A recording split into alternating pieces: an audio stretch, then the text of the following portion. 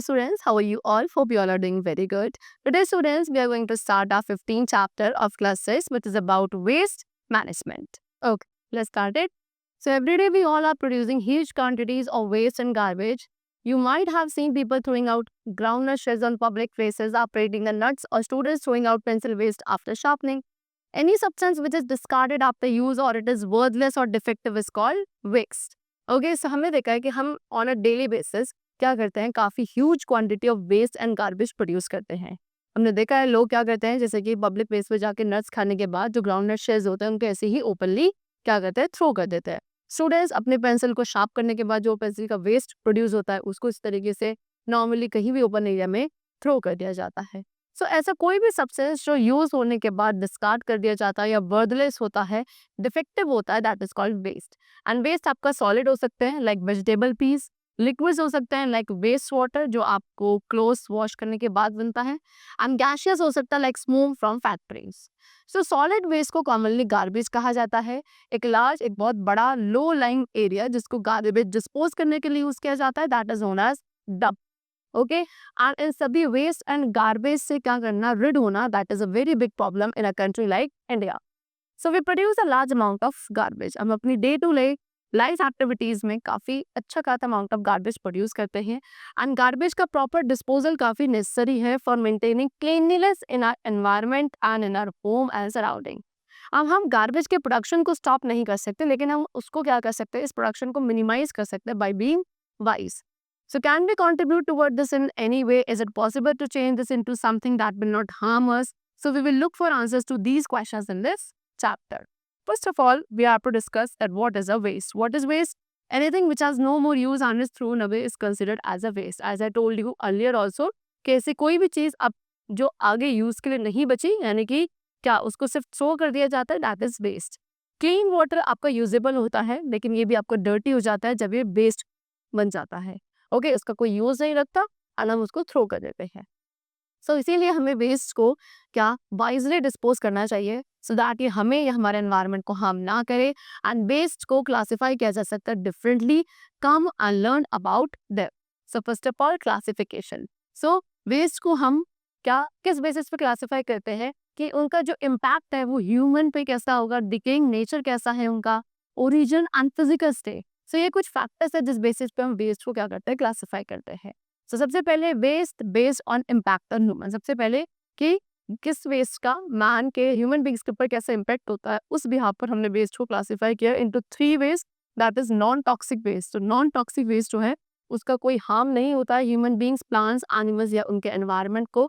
ये आपका ऑर्गेनिक होता है like piece of fruits and vegetables, paper, clothes which is made of natural fiber.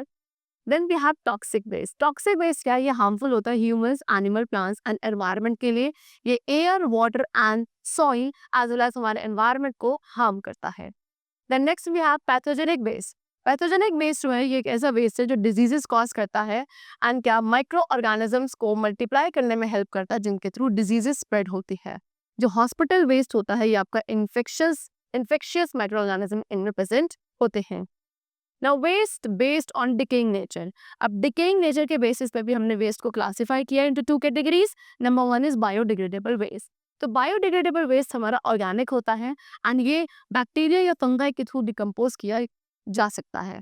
and जब ये waste decompose हो जाता है ये compost produce करता है which is a good cause. Okay?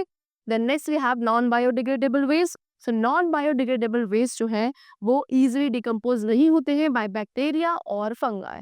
Okay? ये आपका non-organic waste होता है, ये हमारे environment को pollute करता है। For example, chemical waste, plastic, paint, varnishes, metal, glass, lead, these all are the examples of non-biodegradable wastes. After that, waste based on origin. अब waste किस origin से produce हुआ है उस basis पर हम इनको classify करते हैं। Number 1, what? Industrial waste. So industries भी large quantity of waste material को प्रोड्यूस करती हैं। जितना भी सॉलिड वेस्ट फैक्ट्री से प्रोड्यूस होता है उसमें काफ़ी सारे टॉक्सिक केमिकल्स होते हैं जो सॉइल को पोल्यूट करते हैं।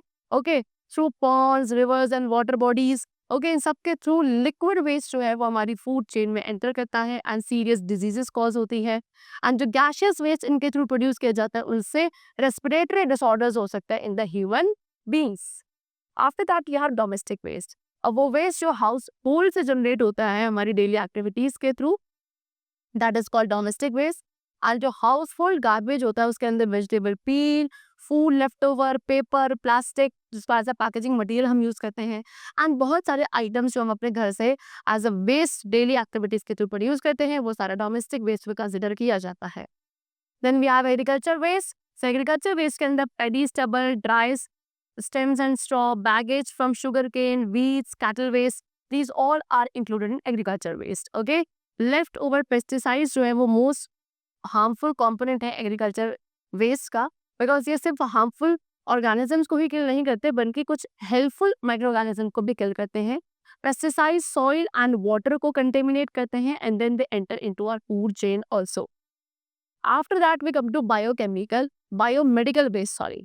So the waste which is generated by hospitals and pathological laboratories, वो सारा waste जो hospitals and pathological laboratories से produce होता है, it is known as biomedical waste. इसके अंदर आपका medicines, blood, urine, stool, sputum and various tissues, samples, chemicals, syringes, medicine strips and cotton, etc. These all are included in biomedical waste.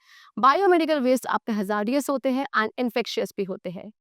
And the last is community waste. So waste जो school, office, shop, street, playground, public place से produce होता है, that all fall in the category of community waste. Now waste based on physical state. अब physical state के basis पे waste आपके 3 types के होते हैं. Number 1 solid waste. तो ये waste हमारा solid form में होता है जैसे कि wood, metal, plastic, glass, etc. Okay, इसके अंदर plant products भी included हैं like vegetable and fruit scrap, paper, etc. ये आपका बायोडिग्रेडेबल एंड नॉन बायोडिग्रेडेबल दोनों हो सकता है। Then we have liquid waste. Liquid waste liquid के फॉर्म में होगा, right? Dirty water, sea waste, sludge, water from toilets, waste from industries like textile and chemical and pharmaceutical industries, ये सब हमारे लिक्विड वेस्ट के ही सोर्सेस है।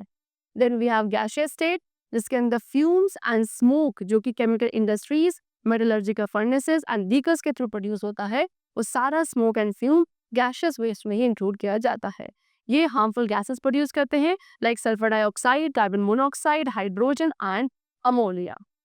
Okay, now problematic plastic. So in the present time में plastic जो है वो वाइडली यूज किया जाता है। ये एक नॉन बायोडिग्रेडेबल मटेरियल है जैसे कि plastic bag, bottle, container, toy, utensil, machine part, waterproof clothes, plastic furniture, stationery etcetera. ये सभी ऐसे मटेरियल्स है जो हर जगह फाउंड किए जाते हैं and they all are made up of plastic only.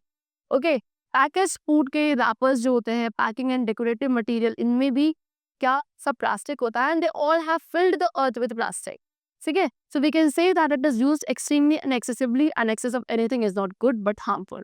सो हम ये कह सकते हैं कि प्लास्टिक जो है एक्सट्रीमली एंड एक्सेसिवली यूज किया जाता है एंड किसी भी चीज़ की जो एक्सेस अमाउंट है वो क्या नहीं होती, अच्छी नहीं होती है बल्कि हार्मफुल होती है।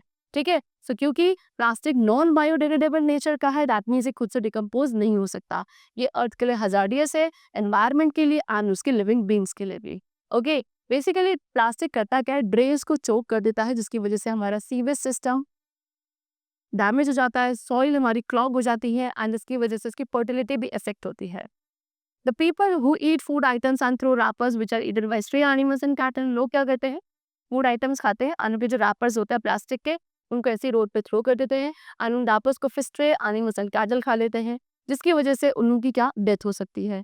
लोग क्या करते हैं, प्लास्टिक को डंप करते हैं वाटर बॉडीज में जिसकी वजह से एक्वेटिक एनिमल्स की डेथ होती है। And people burn to decompose it, लोग प्लास्टिक को बर्न करने की कोशिश करते हैं सो दैट उसको डिकम्पोज किया जा सके, लेकिन वो बर्न नहीं होता, इनफैक्ट वो हार्मफुल गैसेस प्रोड्यूस करता है। ठीक है, प्लास्टिक यूटेंसिल्स का यूज किया जाता है लाइक टिफिन बॉक्स, कंटेनर, ये भी हार्मफुल है बिकॉज प्लास्टिक के अंदर टॉक्सिक केमिकल्स होते हैं एंड जैसे ही ये फूड के या वार्म फूड के कांटेक्ट में आते हैं ये डाइवर्सली रिएक्ट करते हैं एंड जो टॉक्सिक उसके अंदर है वो सारा फूड आइटम के साथ मिक्स हो जाता है and then they make us ill also. Okay, now next we come to e waste. So e waste क्या है, इलेक्ट्रॉनिक वेस्ट है जो इलेक्ट्रॉनिक इक्विपमेंट्स एंड डिवाइसेस के थ्रू प्रोड्यूस होता है। ई वेस्ट के अंदर इंक्लूड किया जाता है damage computers and it's part, electrical appliances, mobile phones, electronic gadgets etcetera. उसके साथ साथ इसके अंदर कंटेमिनेट्स भी इंक्लूडेड होते हैं लाइक लेड, कैडमियम, बेरिलियम और brominated flame retardants. So informal processing of e waste in developing countries में cause serious health and pollution problems. जो ई वेस्ट का क्या इनफॉर्मल प्रोसेस किया जाता है डेवलपिंग कंट्रीज में, उससे serious health and pollution problems generate होती हैं।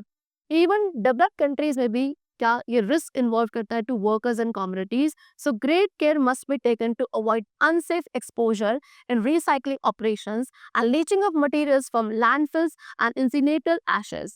So e-waste should be managed with caution. After that waste disposal.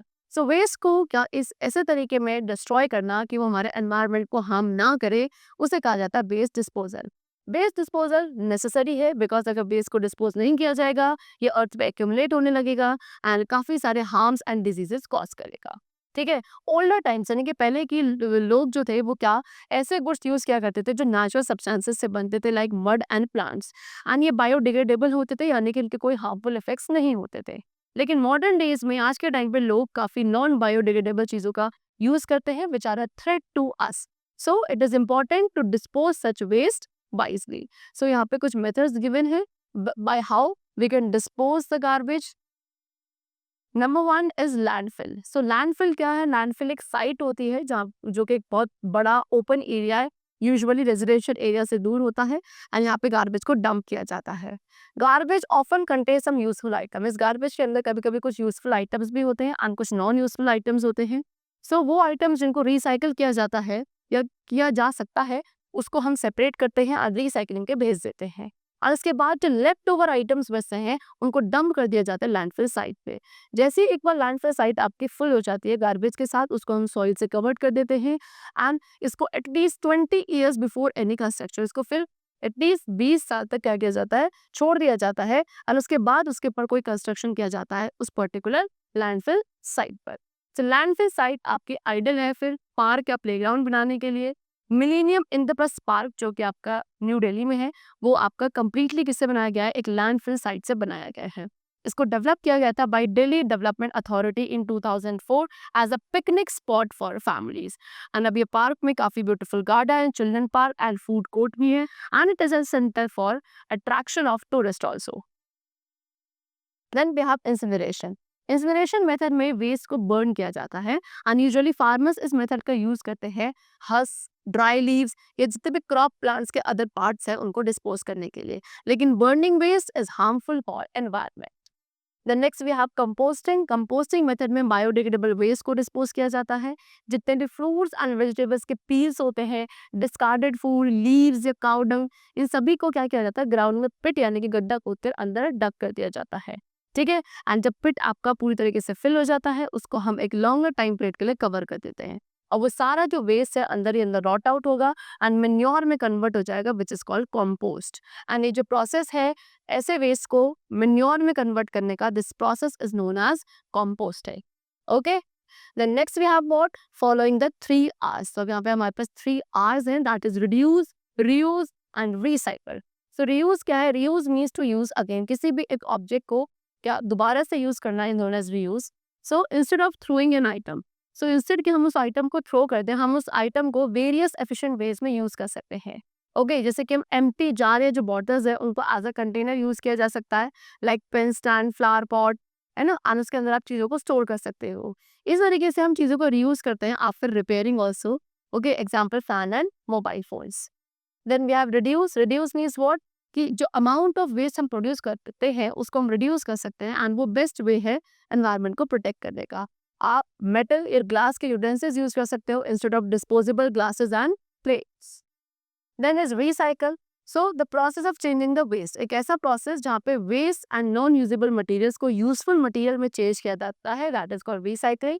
So recycle materials का जो यूसेज है वो हेल्प करता है हमारे एनवायरनमेंट को ग्रीन रहने में। एंड जैसे कि एग्जाम्पल ये बना है, आप ओल्ड न्यूज़पेपर को रिसाइकल कर सकते हो कार्डबोर्ड में, ग्लास, प्लास्टिक एंड मेटल्स, इन सबको रिसाइकल किया जाता है into useful products. After that we have refuse. Refuse means what? Plastic and polythene bags को रिफ्यूज करना, यानी कि रिफ्यूजिंग के थ्रू हम क्या करते हैं, जो डिस्पोजेबल प्लास्टिक है उनको अवॉइड कर सकते हैं जो कि हमारे एनवायरनमेंट को पोल्यूट करता है। एंड द इजिएस्ट एग्जाम्पल है इसका, that is what? A reusable metal water bottle instead of a disposable plastic vial. Okay, the chapter is completed. I hope the chapter was very clear to you. Let's meet very soon in the next class. Take care and thanks to all.